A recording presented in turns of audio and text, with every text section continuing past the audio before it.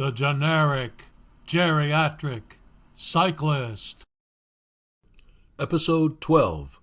Do Zwift miles count? Hello everybody, generic geriatric cyclist here. First, it's too nice a day to be inside, so please excuse the bird noises and the occasional rooster crow. Today we're going to approach one of the great questions in cycling. Is a mile always a mile? Is a mile ridden outside the same as a mile on the trainer indoors? That, ladies and gentlemen, is the question we're going to tackle today. It may not be the best measure of the amount or volume of cycling that you do, but counting the miles or kilometers, depending upon where you live, seems to be cycling's most used metric. Professional cyclists will ride about 20,000 miles a year. Most recreational cyclists will put in a lot less, but many achieve 10,000 miles. I'll consider it to be a very good year if I can reach my goal of 4,500 miles, something I've done only a few times before. On the last group ride of the year, there's bound to be a discussion of how many miles each rider put in. The higher the mileage, the more kudos you'll receive from your fellow riders, but every rider's total will be a confirmed accomplishment. But in the age of Zwift and other online training programs, are all of those miles legitimate? If you want to start an argument on your next group ride, just give your opinion as to whether virtual miles done on your indoor trainer count toward your annual cycling mileage, or do all miles have to be logged in on the road? You're likely to get blowback no matter which side of the issue you come down on. It's likely that people who put in a lot of time on the trainer will say, of course those miles count, while people who ride exclusively on the road will say, no, they don't. Outside, you have to face headwinds, bad roads, aggressive drivers, and imperfect weather. You have to slow down for traffic and stop at intersections. The miles are real, not virtual, and are earned by the sweat of your brow and your consequent bout with hypothermia or heat stroke. However, some cyclists find that it's actually harder to ride indoors. They are unable to maintain the power numbers that they get outdoors when they're inside on the trainer. They claim that the outdoor environment is more conducive to riding harder without even realizing it. So who's right? Effort is a subjective measurement, so there's no right or wrong. However, I seem to rack up the miles quicker on Zwift than I do outside, maybe 2 to 3 miles more each hour. Part of that is probably because there's very little freewheeling on Zwift.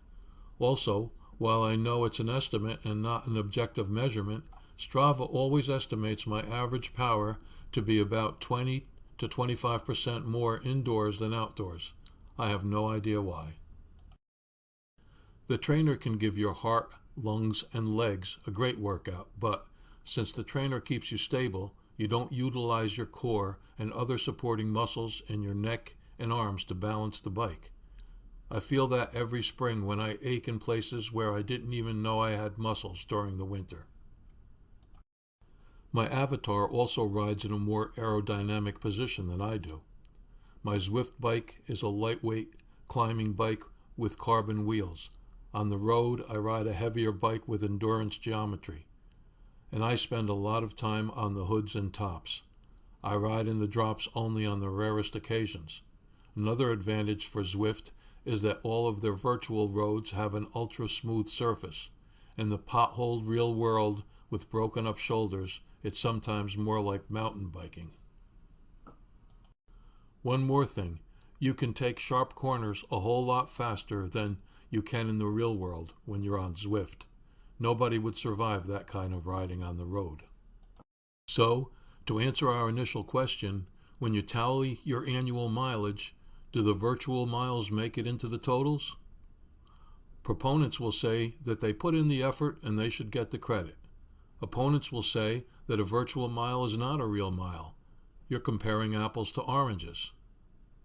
Sometimes it's more like comparing grapefruits to oranges or apples to pears. They're different, but not that much different.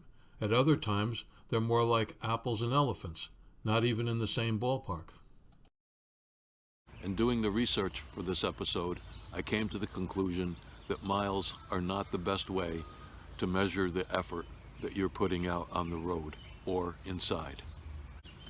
Putting in 20 miles on a flat road is far different from putting in 20 miles where you have 10,000 feet of climbing. So why not just toss out counting miles and use hours instead?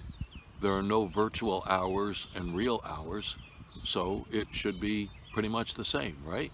But spending an hour on a virtual or real flat course is not the same as spending an hour on a virtual or real hilly course. All hours, just like all miles, aren't equal. Counting our miles or hours in the saddle can be great for motivation and for achieving goals, but they're no good when it comes to trying to compare my performance to your performance or to anybody else's performance. We compete with ourselves to achieve the goals that we set for ourselves. Nobody else cares about them, and nobody else needs to even know about them. After all, we're recreational cyclists, not competitive athletes. We don't need metrics to compare ourselves to other people, only to ourselves. And that's a good thing. So that's all for now. I'll see you next time. In the meantime, enjoy the cycling season.